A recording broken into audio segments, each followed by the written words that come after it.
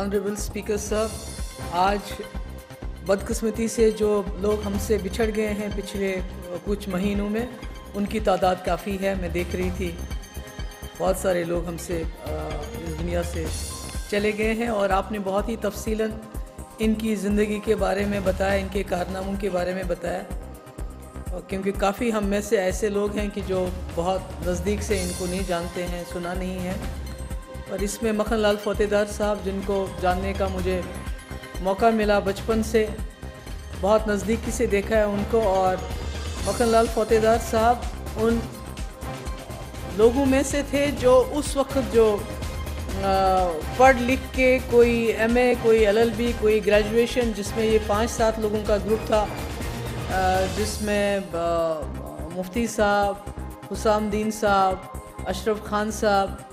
और प्यारेलाल हंडू साहब, मनोहर लाल कोल साहब और फोतेदार साहब, ये और भी कुछ लोग थे जो उस वक्त पढ़ लिख के आए और उन्होंने उस वक्त जो माहौल था, उस माहौल के बिल्कुल अपोजिट में इन्होंने एक मेन स्ट्रीम पॉलिटिक्स को ज्वाइन किया। और वो बहुत बड़ा चैलेंज था उस वक्त के माहौल में मेन स्ट्रीम पॉलिटिक्स में जाना बहुत बड़ा चैलेंज था।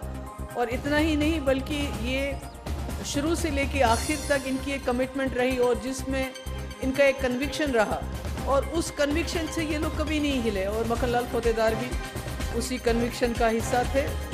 उन्होंने पहलगाम से इलेक्शन जीता, जो मेरे ख्याल में हमारी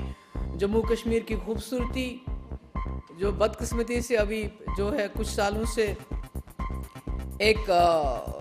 जो है फ़र्क आ गया उस चीज़ में कि जहां मखन लाल फोतेदार हो, प्यारेलाल हंडू हो, वो वहां इलेक्शन जीतते थे, मुफ्ती साहब आरसपुरा से इलेक्शन जीते, तो ये एक अलग किस्म की पॉलिटिक्स चलती थी और उसमें मखन लाल फोतेदार का अपना एक रोल रहा है। और जैसा कि सभी ने यहाँ बताया कि इंदिरा जी के बहुत क्लोज थे और मेरे वालिद के बहुत ही अच्छे दोस्त रहे हैं। और मैंने बचपन से जो उनका देखा है, बहुत ही ज़हीन, शायद इसी वजह से उनको जो है इंदिरा जी उनसे मशवरा लेती थी और उनको अलग अलग नामों से भी पुकारा जाता था। अभी हाल ही में मुफ्ती साहब की वफ़ात के बाद मुझसे आए, मिले, और हालांकि वो उनको ख़ास नज़र नहीं आता था, बड़े मुश्किल से चलते थे, तो बेटे ने उनका हाथ पकड़ के मेरे पास लाए और मुझे उनके मेरे वालिद के साथ का मुझे फ़ख्र है कि ऐसे लोग मेरे वालिद के साथ रहे हैं। शेख मोहम्मद मकबूल साहब, उनके बारे में मैं ज़्यादा नहीं जानती, पर आप ही से सुना है, अल्लाह ताला उनको मग़फ़िरत अता करे। सोफ़ी गुलाम मुहीद्दीन साहब, जो हमारी पार्टी के में शामिल हुए थे, उनकी सबसे अच्छी बात जो यहाँ मेरे ख़्याल में ज़िक्र भी किया मेरे कई कलीग्स ने, कि वो मेरे ख़्याल में है शायद बहुत कम ऐसे मिनिस्टर रहे हों जंगलात के, जिसको सबज़ सोना कहा जाता है, और इतने ईमानदार कि जिसका कोई हिसाब नहीं। हालांकि वो पहली बार मेंबर असेंबली बने, पहली बार मिनिस्टर बने और पहली बार वो में ही कैबिनेट मिनिस्टर बने जंगलात के, पर जितने ईमानदार, जितने सादा तबीयत वो थे, मुझे लगता है कि उससे भी हमें सबक सीखना चाहिए कि जब हम ईमानदारी की बात करते हैं तो एक मिनिस्टर को कैसा ईमानदार होना चाहिए। मौलवी अब्दुल रशीद साहब, सर, उम्र का तकाजा तो ये था कि वो काफ़ी उम्र रसीदा थे जब मैंने उनको देखा है, पर उसके बावजूद बहुत एक्टिव थे। मुफ्ती साहब से बार बार वो जिक्र करते थे अपने इलाके के काम काज का, मुझे ये चाहिए, मुझे ये चाहिए, और बहुत ही फ़िक्र रहती थी उनको अपने लोगों की, और अपनी उम्र के हिसाब से बहुत ज़्यादा एक्टिव थे, बहुत वोकल थे। शबीर अहमद सलारिया हो, उनके बारे में मुझे ज़्यादा नहीं है, पर जो आपसे सुनने को मिला, बहुत ही अच्छे इंसान, बहुत ही काबिल ज़िक्र इंसान थे। ओम सराब साहब, बहुत मिला मुझे अपने वालिद से उनके बारे में सुनने के लिए, और बहुत ही कदावर पॉलिटिशियन के साथ साथ वो एक अच्छे अदीब थे, लिखने वाले थे, बहुत ही ज़्यादा ज़बरदस्त लिखने वाले थे। डॉक्टर नसीर अहमद शाह, मेरे ख़्याल में हम उनको नहीं भुला सकते, उनकी जो खिदमत रही हैं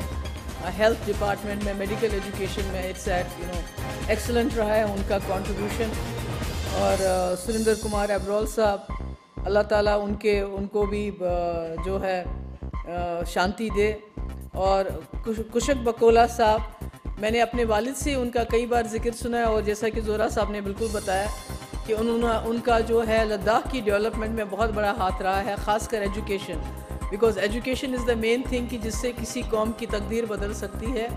और कौशिक बकोला साहब ने उसमें बड़ा इम्पोर्टेंट रोल किया है। मैं महसूस करता हूँ कि सबसे बड़ा जो कंट्रीब्यूशन इन महानुभावों का था वो ये कि इन्होंने जो जम्मू कश्मीर में जो लोकतांत्रिक व्यवस्था है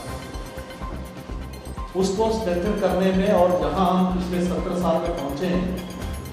वो जो एक प्रोसेस है उसको स्ट्रेंथन करने में इनका बहुत बड़ा योगदान रहा।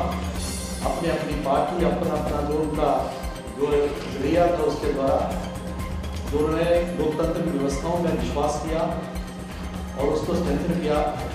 मैं उसको बहुत बड़ा कंट्रीब्यूशन मानता हूँ। मैं सभी लोगों को तो नहीं जानता, लेकिन कई दौर से उसको गुजरना पड़ा। तो उस समय ऐसे कहा जाता था कि दो प्रकार के जो उनके एडवाइजर थे, दो, एक तो जिनका संबंध ज़्यादा पंजाब से था और दूसरा कश्मीर से। और तब हमें भी फख्र होता था, चाहे हम विरोधी पक्ष के थे, लेकिन क्योंकि हमारे लोग यहाँ के फतेहदार साहब, चाहे डीपी धर्म साहब भी थे, बाकी लोग थे, जिनका एक इस देश की राजनीति को चलाने में उनका काफ़ी रोल रहा।